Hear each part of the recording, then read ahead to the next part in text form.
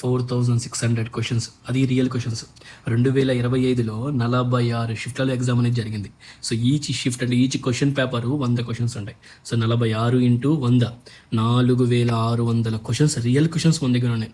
ఇవి కానీ అనాలిసిస్ చేసి సిలబస్ కానీ మ్యాప్ కానీ చేసుకున్నామంటే మనకి అది రియల్ స్మార్ట్ ప్రిపరేషన్ అనేది అవుతుంది. సో అది సెక్షన్ అనేది 46 షిఫ్ట్ల ప్రకారము 25 ఇంటూ 46 1150 క్వశ్చన్స్ మన దగ్గర ఉంటాయి. ఈ 1150 క్వశ్చన్స్ని ఈచ్ టాపిక్ సెక్షన్లో ఉన్న ఈచ్ టాపిక్ కానీ మ్యాప్ కానీ చేసుకుంటే సో మనం దేనికి ఎక్కువ వెయిటేజ్ ఇవ్వాలి, దేనికి ఎక్కువ ప్రియారిటీ అనేది ఇవ్వాలనేది మనకి క్రిస్టల్ క్లియర్గా అనేది అర్థమవుతుంది. So preparation should be smart, don't study everything. SSC CGL tyre 1 exam లాంటి ఎగ్జామ్ మనం ప్రిపేర్ అయ్యేటప్పుడు స్మార్ట్గా ప్రిపేర్ అయితే ఈజీగా క్రాక్ చేయొచ్చు. సో సిలబస్ అనాలిసిస్ చేస్తే 4 సెక్షన్స్ అనేది మనం క్లియర్గా చూడొచ్చు. General intelligence and reasoning, general awareness, quantitative aptitude, English comprehension. So ఒకే షార్ట్లో మనం అన్ని కవర్ చేయలేం కాబట్టి ఇక్కడ నేను జనరల్ ఇంటెలిజెన్స్ అండ్ రీజనింగ్ మీద ఆ టేబుల్ అనేది ప్రొవైడ్ చేస్తున్నాను మీకు.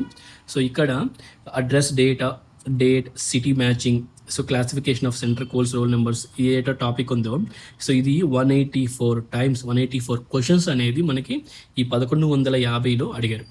అంటే చాలా హైయెస్ట్ ప్రియారిటీ ఇది. ఇక్కడ మీకు ప్రియారిటీ లెవెల్స్ అనేది మెన్షన్ చేశాను. P1 అంటే ప్రియారిటీ 1 అని, P2 అంటే నెక్స్ట్ ప్రియారిటీ అని, P1 అంటే మళ్ళీ ఫస్ట్ ప్రియారిటీ అని, P3 అంటే లాస్ట్ అని. సో ఈ లాస్ట్ అనేది మీకు టైం ఉంటే చదవడం మంచిది. ఫస్ట్ ఎప్పుడైనా ప్రియారిటీ లెవెల్ 1ని ఫినిష్ చేసుకొని తర్వాత 2ని ఫినిష్ చేసుకొని తర్వాత 3కి వెళ్ళడం మొత్తమైన పని. అండ్ ఇక్కడ మీకు స్మార్ట్ స్ట్రాటజీ కూడా, సో ఇక్కడ ఏ విధంగా ఉందని సమ్ డిస్క్రిప్షన్ కూడా మీకు అనేది ప్రొవైడ్ చేయడం జరుగుతుంది.